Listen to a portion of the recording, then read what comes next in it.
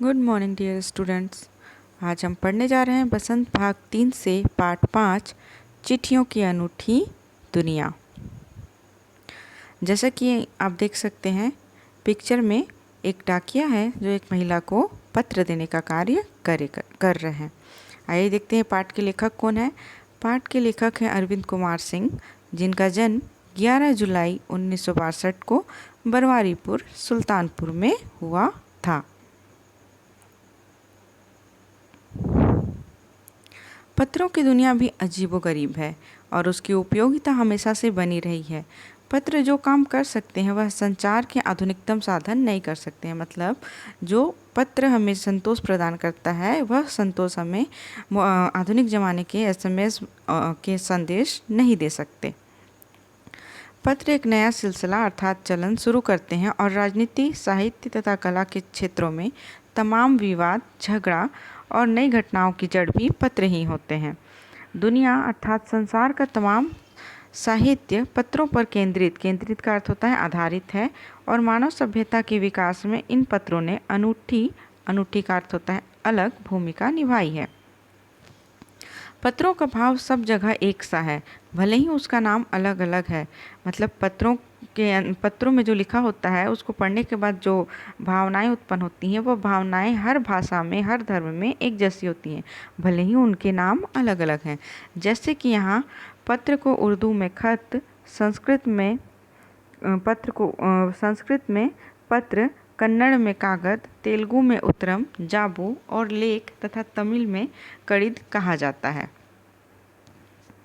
पत्र यादों को सहेज कर रखना अर्थात संभाल के रखने का काम करता है।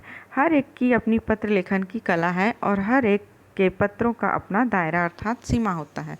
दुनिया भर में रोज करोड़ों पत्र एक दूसरे को तलाशते हुए तमाम ठिकानों पर पहुंच जाते हैं। इसका अर्थ है कि पत्र एक ऐसा माध्यम है जिसको हम बहुत दिनों तक, काफ़ी समय तक, काफ़ी सालों तक संभाल कर रख सकते हैं।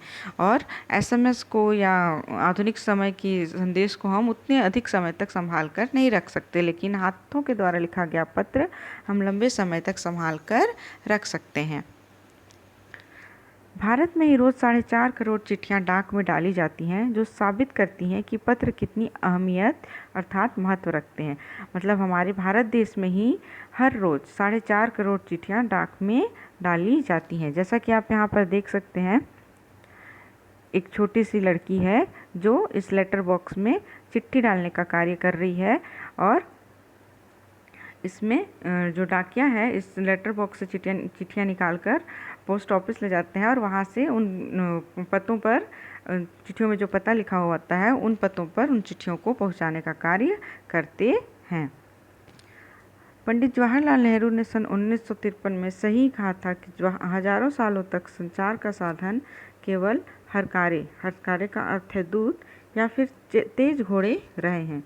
उसके बाद पहिए आए, पर रेलवे और तार से भारी बदलाव आया। तार ने रेलों से भी तेज गति से संवाद पहुंचाने का सिलसिला शुरू किया। अब टेलीफोन, वायरलेस और आगे रेडार दुनिया बदल रहा है। मतलब पंडित जवाहरलाल नेहरू ने बताया था कि हजारों साल पहले जब राजा महाराजाओं का ज़माना हुआ करता था, उस समय संदेश को एक जगह से दूसरे जगह पहुंचाने के लिए हरकारे का अर्थ होता है दूत। ठीक है, एक ऐसा व्यक्ति जो एक संदेश को एक स्थान से दूसरे स्थान तक पहुंचाने का कार्य करता है। उसके बाद पहियों मतलब ट्रेन के माध्यम से संदेशों को एक स्थान से दूसरे स्थान पर पहुंचाने का कार्य किया जाने लगा। पिछली शताब्दी का अर्थ है जिसमें 100 वर्ष होते हैं। ठीक है, 100 वर्षों के समूह को शताब्दी कहा जाता है। में पत्र लेखन ने एक कला का रूप ले लिया। डाक व्यवस्था के सुधार के साथ पत्रों को सही दिशा देने के लिए विशेष प्रयास किए गए। पत्र संस्कृति का अर्थ होता है परंपरा। विकसित मतलब बढ़ावा करने के लिए स्कूली पाठ्यक्रमों में पत्र लेखन का विषय भी शामिल किया गया है।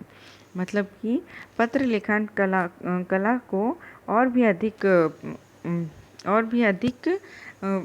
बढ़ाने के लिए छात्रों के इस पाठ्यक्रमों में भी उनको स्थान दिया गया है। मतलब छात्रों को जो सिलेबस पढ़ाया जाता है उसमें पत्र लेखन की कला को भी स्थान दिया गया है। तो पत्र कैसे लिखा जाता है, किस प्रकार के पत्र लिखे जाते हैं, किन किन लोगों को हम पत्र लिख सकते हैं, पत्र में क्या क्या लिखना है, इन सब बातों को उनके पाठ्यक्रम में स्कूलों में पढ़ाया जाने लगा है। जैसा कि आप एक पिक्चर में देख सकते हैं कि यहाँ पे दो बच्चे हैं जो कि स्कूल में पढ़ाई कर रहे हैं और पढ़ाई में वो पत्र लेखन का कार्य करते हुए दिखाई दे रहे हैं। भारत ही नहीं, दुनिया के कई देशों में यह प्रयास चले और विश्व डाक संघ ने अपनी ओर से भी काफ़ी प्रयास किए। विश्व डाक संघ की ओर से 16 वर्ष से कम आयु वर्ग के बच्चों के लिए पत्र लेखन प्रतियोगिताएं आयोजित करने का सिलसिला सन 1972 से शुरू किया गया। मतलब भारत ही नहीं, विश्व डाक संघ ने भी अपनी तरफ से एक प्रयास किया कि 16 वर्ष से कम आयु के बच्चे अपनी पत्र लेखन प्रतियोगिता के जरिए अपनी पत्र लेखन की कला को क्या कर सकते हैं और अधिक निखार सकते हैं और लोगों के सामने ला सकते हैं। यह प्रक्रिया चालू हुई 1972 से। यह सही है कि खास तौर पर बड़े शहरों और महानगरों में संचार साधनों के तेज विकास तथा अन्य कारणों से पत्र की आवाजाही प्रवाहित हुई है, पर देहाती अर्थात गांव दुनिया आज भी चिट्ठियों से ही चल रही है। मतलब शहर में जो रहने वाले लोग हैं वो लोग अब क्या कर रहे हैं, पत्रों का उतना अधिक प्रयोग नहीं कर रहे हैं, लेकिन गांव में अभी भी पत्रों का ही प्रयोग किया जाता है।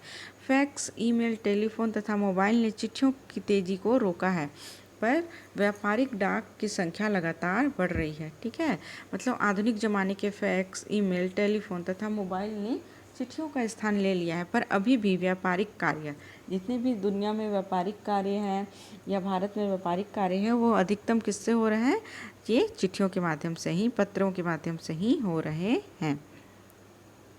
जहाँ तक पत्रों का सवाल है, अगर आप बारीकी से उसकी तह में जाएं तो आपको ऐसा कोई नहीं मिलेगा जिसने कभी पत्र ना लिखा हो या जिसे उत्सुकता के साथ पत्र का इंतजार ना हो। पहले लोगों के लिए संचार का इकलौता साधन चिट्ठी ही थी, पर आज और भी साधन आगे बढ़ चुके हैं। आज देश में ऐसे लोगों की कमी नहीं है जो अपने पुरखों, मतलब हमारे पूर्वज की चिट्ठियों को सहेज कर और संजो कर अर्थात संभाल कर विरासत मतलब धरोहर के रूप में न रखे हों, या फिर बड़े बड़े लेखक, पत्रकारों, उद्यमी का अर्थ व्यापारी, कवि, प्रशासक, सन्यासी तथा किसान, इनकी पत्र रचनाएं अपने आप में अनुसंधान अर्थात खोज का विषय है। मतलब पुराने ज़माने में हमारे पूर्वजों के द्वारा लिखे गए पत्रों को अभी तक हम एक धरोहर विरासत में प्राप्त धरोहर के रूप में संजो कर संभाल कर रखे हुए हैं। तो यह था आज का हमारा पाठ, आपको समझ में आया होगा।